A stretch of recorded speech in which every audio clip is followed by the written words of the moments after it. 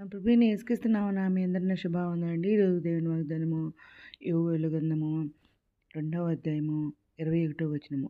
దేశమా భయపడక సంతోషించి గంతులు వేయుము, యెహోవా గొప్ప కార్యములు చేసెను అనే వాగ్దానం చూడండి. పరిశుద్ధాత్ముడు అర్ధరాత్రులేసి ప్రార్థన చేసి యేసుక్రీస్తుకు చెల్లించి మరలా ప్రార్థన చేసి దేవుడిని అడిగినప్పుడు దేవుడు ఈ వాగ్దానం నడవటం ఉంచండి. వెంటనే స్టడీస్ పెట్టిన చూడండి ఇక్కడ. అవునండి, దేవుడు మరి మనం ఉదయకాలం, మధ్యకాలం, సాయంత్రకాలం ప్రార్థన చేస్తున్నాము. ఇంకా మరి త్యాగం చేస్తున్నాం, ఇంకా బైబిల్ ధ్యానిస్తున్నాం, ఉపవాస ప్రార్థనలు చేస్తున్నాం. ఇంకా బైబిల్ దేవుని కృపలను పూర్తిగా రాస్తానండి. ఈ విధంగా చేస్తున్నాం అనమాట. అందుకని భయపడద్దు అంటున్నారు, సంతోషించి గంతులు వేయమంటున్నారు, యెహోవా గొప్ప కార్యం చేసినంటున్నారు అన్నమాట. అయితే వాగ్దానం మరి దేశమా భయపడక అంటున్నారు. దేశం అంటే మన మన మన కుటుంబం అనుకోవచ్చు, ఇంకా లోకము, ఇది మన దేశం అనుకోవచ్చు, ఇంకా మన ఏదైనా అనుకోవచ్చు అన్నమాట. భయపడొద్దని అంటున్నారు అన్నమాట. మనతో మాట్లాడుతున్నారు అన్నమాట దేవుడు. యోవేలు గారితో మాట్లాడిన దేవుడు ఈరోజు మనతో మాట్లాడుతున్నారు అన్నమాట. ఇంకేమంటున్నారంటే, పశువులారా భయపడకుడి అంటున్నారు, గడ్డి బిళ్ళ పచ్చిక మొలిచినంటున్నారు, చెట్లు ఫలించినంటున్నారు, అంజూరపు చెట్లు, ద్రాక్ష చెట్లు సమృద్ధిగా ఫలించినంటున్నారు.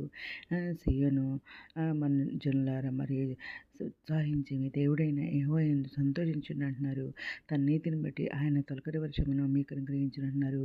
వాన కురిపించి పూర్వం అందబలి తొలకరి వర్షం కడవరి వర్షం మీకు అనుగ్రహించినంటున్నారు. అప్పుడు కొట్లు ధాన్యంతో నిండెను, కొత్త ద్రాక్షారసమును కొత్త తైలమును గానుగ పైగా అంటున్నారు. మీరు ఇక్కడ పారితేనే తృప్తి పొంది మీ కొరకు వింత కార్యములు జరిగించిన మీ దేవుడైన యెహోవా నామమును స్తుతించినట్లు నేను పంపిన మిడతలను, మరి గొంగళి పురుగులను, పెసర పురుగులను, చీడ పురుగులను అను నా మహా సైన్యము తినివేసిన సంవత్సరముల పంటను మీకు మరలా ఇస్తునంటున్నారు. నా జనులకి అన్నిటికీ సిగ్గునందునంటున్నారు.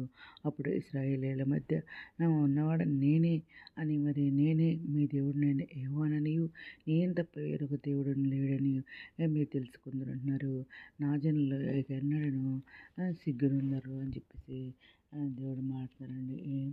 ఇంకా మరి దీనికి రిలేటెడ్ వాక్యాలు చూస్తే కీర్తన గ్రంథము 126 అధ్యాయం 3వ వచనం చూస్తే, యెహోవా మన కొరకు గొప్ప కార్యములు చేసి ఉన్నాడు అంటున్నారు అనమాట.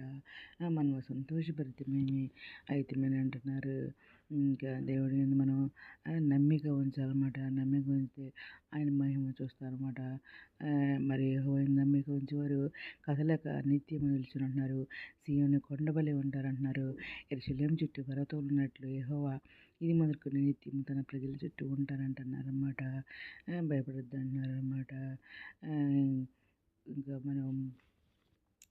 ఆయన మనం పాదం తట్టలేదు అనమాట. మనం కొడగొట్టు నిద్రపోడనమాట.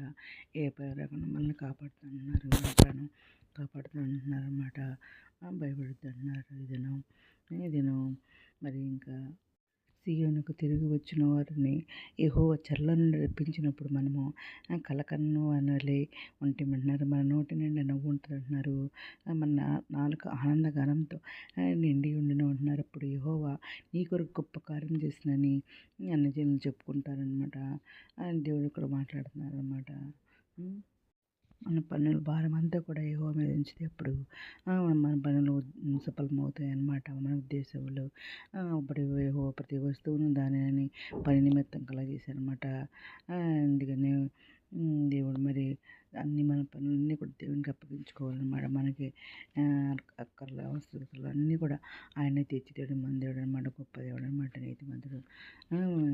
అందుకని ఆయన మనం నమ్ముకోవాలన్నమాట. ఆయన నమ్ముకుంటే ఆయన తప్పకుండా మన ప్రార్థనని సఫలపరిచే దేవుడు అనమాట. అడిగినవన్నీ పొందుకుంటామని ఇది నమ్మాడుతున్నారు. భయపడుతున్నారు, సంతోషంగా గొంతులు వేయదు అంటున్నారు. ఏవో గొప్ప కార్యం చేస్తానని చెప్పేసి ఏదైనా మాట్లాడండి. ఏదైనా వాగ్దానం అందరూ చెప్తున్నారు అనుకోకుండా ఈరోజు మనం ప్రార్థన చేసుకుందాం. మౌనత శాశ్వతంగా కన్మైన మనకి ఎలా స్థుతిస్తుందండి. అందమైన ప్రపంచం ప్రతి ఒక్క పెట్టిన పేరు పేరు న్యాయం చేసుకుని ప్రతి ఒక్క పెట్టి ఆశలు తెచ్చుకుంది, అక్కడ తెచ్చుకుని కొరకు తెచ్చండి. చిన్న పెట్టిన మంచి జరిగిపోయింది. శైలి నిరుద్యోగులు ఉద్యోగాలు తెచ్చండి. ఆది పుస్తకం వరకు ఆర్థిక సహాయం తెచ్చండి.